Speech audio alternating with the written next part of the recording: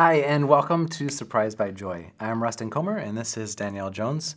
We're a part of the ministerial team here at Wayzata Community Church, and we're so excited that you've chosen to spend a good 15-20 minutes with us today on being surprised by joy, an adventure in the book of Philippians. Really looking at what Paul is writing from prison to this church in Philippi, encouraging them in communal engagement and life and love of each other and of Christ for the sake of the world. And we're hoping that you're finding some meaningful moments in this. We appreciate all the emails we've gotten. Please continue to send those emails. We'd love to hear from you in the midst of this.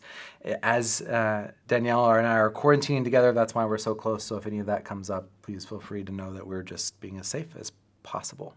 Yes. So we're in chapter 2. This is day 3 in chapter 2. And now we're getting into the hard stuff. This is hard work. We'll talk about that in a minute. But let's open up our Bibles to chapter 2. We're going to read verses 5 through 11 and look at this text and hear what it has to say to us. So Danielle, you want to read this one? Yes. So we'll remember, I think the verses before these verses, Paul is saying, be community, and this is how you do it. And now he's saying, do this because Jesus did it. And so here's how, or do this because Jesus shows us the way. So verse 5, think of yourselves the way Christ Jesus thought of himself. He had equal status with God, but didn't think so much of himself that he had to cling to the advantage of that status no matter what. Not at all. When the time came, he set aside the privileges of deity and took on the status of a slave, became human. Having become human, he stayed human. It was an incredibly humbling process. He didn't claim special privileges. Instead, he lived a selfless, obedient life and then died a selfless, obedient death. And the worst kind of death at that, a crucifixion. Because of that obedience, God lifted him high and honored him far beyond anyone or anything, ever, so that all created beings in heaven and on earth, even those long ago dead and buried, will bow in worship before this Jesus Christ and call out in praise that he is the master of all, to the glorious honor of God the Father.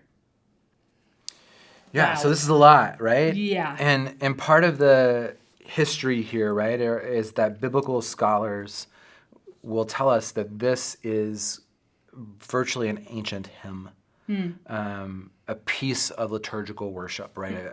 Something they would have read together, known, participated in, and it feels very much kind of like an early day creed, right? Yeah. Naming who Jesus is. Yes. How Jesus relates to God, what Jesus did here, what his humanity means, and then how that then affects us. Yeah.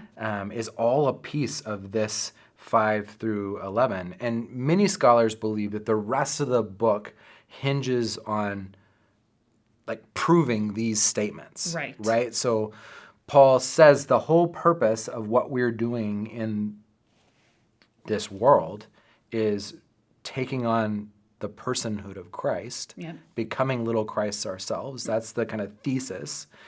Then he says, this is who Christ is, and he spends the rest of the letter kind of detailing out about how each of this parts of this impact our journey. Yes.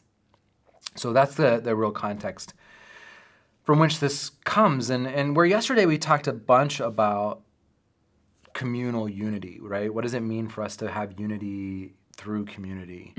Here, I think the piece of Christ that Paul is encouraging the church in Philippi to embrace is the individual humility. Like communal unity and then individual humility. What does it mean for us to humble ourselves like Christ? Well, one could say communal unity depends on individual humility. Totally. I mean, that is the recipe for communal unity. I can't say communal. Oh my gosh. It's fun. Third communal, time, can't say it. And as you said before we started recording, this is hard. Like, it is. I don't know that any of us do this well, this individual humility. Our culture's not built for it. It's not like our culture teaches us the opposite of humility in many ways. I was listening to the radio this morning, and the person I was listening to was talking about Sweden and how Sweden, as I understood it, has not put a lot of social distancing rules in place because people are just doing it. There's this high responsibility in Swedish culture to the other and to doing things well. So they're sort of naturally, and their numbers are really low of COVID-19, which I think is really interesting too. But to your point, the first day that we were talking about Philippians chapter 2, you said, Paul is sort of undoing what the Philippians would have thought to be the way of going, which is to kind of work your way up the ladder. This to me is sort of Paul going to the deepest rung of the ladder, downward mobility, to be like Christ, who models what downward mobility looks like. Yeah, I think you're right. Humility is not a virtue in Paul's world. Yeah. Right? I think we think now, because of Thomas Aquinas and Augustine and people like that, we think that humility is a very common virtue for us. But in Paul's world, it wouldn't have been. In the Roman world, it wouldn't have been. Mm-hmm. To be humble means to ignore the culture's concern for status, including your own, and to stop acting on the basis of social distinctions. So in his continuing to move in reverse, right, Jesus humbled himself by becoming obedient. We see this in Romans 5 as well. Mm-hmm. It's not that Jesus is obedient to death as though death ruled over him. Rather, he's obedient to God because that obedience, because he's so obedient, because he's humbled himself so much, that's the reason he dies. Because he's living the way of God to this level. And then Paul reminds us that he died the most cruel and degrading death possible, that of crucifixion. Yeah. And, right, you think about negative impact on your career. There's really nothing more negative impact on your career than being crucified, right? Like, right. In terms of stopping the mission ended. of what you're there to do. Yeah. Like, that was the end for him. Like, Jesus was willing to walk to the end of love in order that people might see. Right. It is always interesting to me that Paul and Jesus both are not that concerned with their own deaths. Mm. They really are not. They are more concerned about following God, about being faithful, and about the love of God getting out to the world. That matters more than their own personal life even. With all the disciples, right? Yeah, right. All of them died or were imprisoned in one way or another.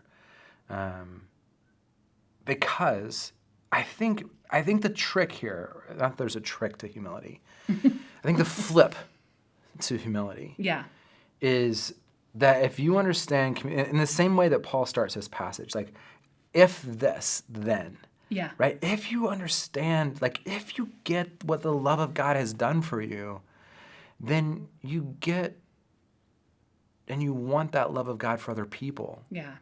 Like, that's their drive. That's everything. I was sitting at the Rose Bowl 5 years ago at the big parade, and the Rose Bowl parade. And I was sitting there with my family, and we were in the bleachers, had great seats, and before the Rose Bowl starts, people are just walking everywhere. That entire street where those parades are coming, like, up till the second before those floats get there, they're just packed with people. Yes, and then they clear the streets last minute. And we were sitting here, and the parade was going to come this way, and the people were coming this way, being cleared from other areas. And there are all these people holding the religious signs. Oh, interesting. Right? Trying to persuade their neighbor. And some of them were, like, super gross. Like, God Not hates loving. this person and that person, right? But some of them were like, God loves you. God cares for you. Do you know what happens if you die? Right? The kind of same questions we were asked as kids, as a Baptist kid. Do you know where you're going if you die tonight, kind of questions. Yeah. And my first response to that was I was really angry. I was like, I'm just so angry that this is what the world knows about people of faith. Yeah. And then when I started processing that later in the night, I started thinking like if I believe as they believe, which I don't, but if I believe as they believe, that everyone is perishing, what am I willing to do to make sure that no people perish? And it flipped a Interesting. switch for me, Yeah. Yeah. right? Of like, if I can believe that their beliefs are leading them to try to save, like they're the lifeguards of souls, right? They're just trying to like jump in the water and save one more drowning person. Now, I don't believe that. Like I don't believe their theology. Yeah. But what that helps me understand is, right, this is the way of Christ. The way of Christ calls us to do everything for the sake of the other understanding God's love for them. Yeah. Right. Like, what am I willing to do to show people that God loves them? Right. And if Jesus was willing, I mean, I think it's really interesting how Paul talks about it. He set aside the privileges of deity. He took on the status of a slave. He became human. And then I love this. Having become human, he stayed human. Right. Like he he was could jumping in have accessed, the things he knew to be true about following God that he had an in on because he had been with God since the very beginning. Or But did he doesn't do that. What? Or did he? That's another question. Or did he? Yeah. Well, right. But for Paul in right. this moment, what Paul is saying is Right. this was a choice for Jesus Yes. to take on the full, like to put himself in the lowest position. Yes. Right. Yeah, it's big. So, Daniel, how do you live a humble life? Like not you specifically, but how do people live a humble life? Like what are the ways to humility? I think for me, you can tell as we have these conversations, people always come to my mind of people I know who are doing that. And I think of a friend of mine who I worked with for a long time in ministry who had been in his position for a really long time, and nothing was ever beneath him. Nothing. He was the first to come to something and the last to leave. He would empty the garbage. He could have had people do that. He had interns that worked for him. He had all kinds of people that loved him that would have done things to make his life easier. And he never chose that way. I mean, and I think as small as that can sound, I think the small things are the big things when it comes to being humble. Yeah. Because if I'm not going to be humble enough to take the garbage out when it needs to be taken out, I'm probably not going to be humble enough to admit that I don't know the next right step to take as a leader. And so I think the way we live more humbly is to start with the little things that then lead us to the bigger things. Yeah, I love that. As you're thinking of this person, I'm thinking about a friend of mine named Perry Polnazik. And I met Perry in my evangelical days at this giant evangelical conference, and we were working two different booths. He was right beside me. And Perry's one of those people that if they walked up to me and said, "Will you follow me?" I would say yes. And it's all about that humility, right? It's all about Perry wasn't on for his own thing. Yeah. Right? His whole ministry is about using doctors from local churches to create healthcare systems in neighborhoods that are underserved because of healthcare, and it's all free. It's called Touch Twice Ministries, and he's just dreamed this idea up. And it's like, and he's changing the world. He's changing communities' livelihoods in real, everyday, healthcare-based decisions. Wow. And if you met him, you would have no idea. He's just allowing the love of God to affect him in such a way that he can't help but live differently. Yeah. And it's moving, right? People like this who are in this place, they're the people who move you in this Jesus way. Yeah. It's beautiful. Absolutely. And the people that kind of let God, well, and I was thinking about what you were just saying with Perry. It's easy, I think, in examples like that to say, what's the big thing I should change healthcare for somebody? Like what's going on in my neighborhood? But I do think again, the big and the little go hand in hand. Have you ever been in the drive-thru and somebody pays for the thing in front of you? That happened to me a couple months ago. I started crying. I did. I mean, because it was just a kind thing from someone that I never got to see their face. And it inspired me for several days to do things a little bit differently. So, and I think, Paul's trying to say Jesus, like it's Jesus. He could have done anything, he could have been anywhere, and he does it this way. Yeah. And God asks him, again, I think it's important to remember Jesus has a choice. I think we forget. That's the humanity. Yes, that Jesus has a choice. Jesus isn't just this robot minion that God has created. I mean, he could have done what we all would have done, and he could have used his power, because he did have power, to manipulate people, and he doesn't. Yeah, there's this beautiful word in this passage where it says being in the very form of God. It's the Greek word there is like morph, and what it means is that the inside corresponds with the outside. Really? That's beautiful. Right? I love that word picture, that like Jesus' inside corresponded with his outside. His who he was defined in his actions. Yes. And that's what it means to live in the way of Jesus. It means that Danielle is fully Danielle, that Rustin is fully Rustin, that whoever's out there listening to this is fully who they are. Yep.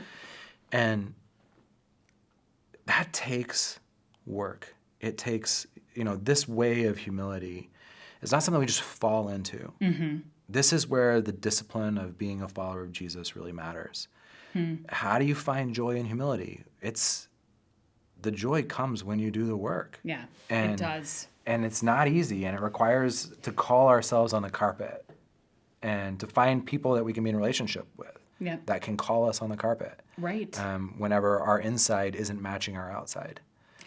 Which begs I think Paul's been saying this whole time, but that we cannot do this work alone either. I mean, Paul is calling them into community because I can't be humble by myself. I can't be more like God alone. I need to be in relationships with other people, partially because it reveals what's really going on inside of me. If I can't hold my stuff together in a staff meeting at church, there's something bigger going on that I need to, unravel. If I can't, let my family decide what we do on the weekend. Yeah. And I think that's part of the challenge here, right?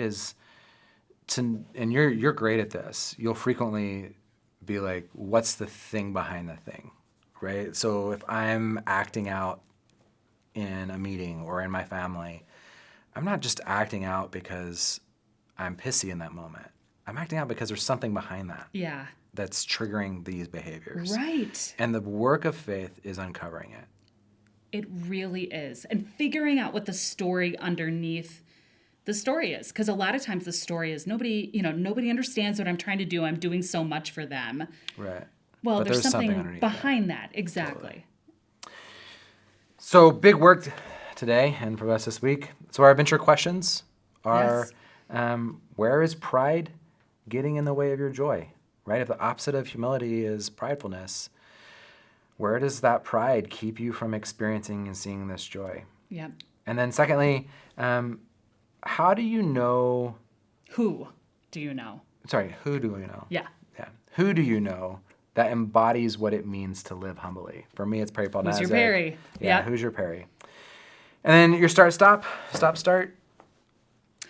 I'm going to stop. I'm going to stop it. And this is so funny because I didn't even remember that I'd written this, but then I ended up saying that too. I'm going to stop armchair quarterbacking how others should be doing these things, how others should be more humble. It is really easy for me to look at people and say, you should be more humble this way. And I'm going to take a look at myself and uncover, like you were saying, uncover the motives behind why I'm doing what I'm doing or why I think I should get something or, to become more humble. Nice. And I'm going to ask for accountability too, because by myself, I will reframe the whole situation. I'm going to start being your armchair quarterback. No, I'm just kidding. I'm not going to do that. Yeah, I'm going to ask somebody else to tell me what to do.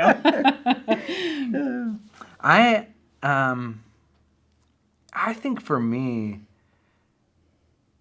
I don't know when I'm going to stop today, but I'm going to spend some time going deeper on what humility means. for me, part of my process is intellectual, right? That's just how I am wired.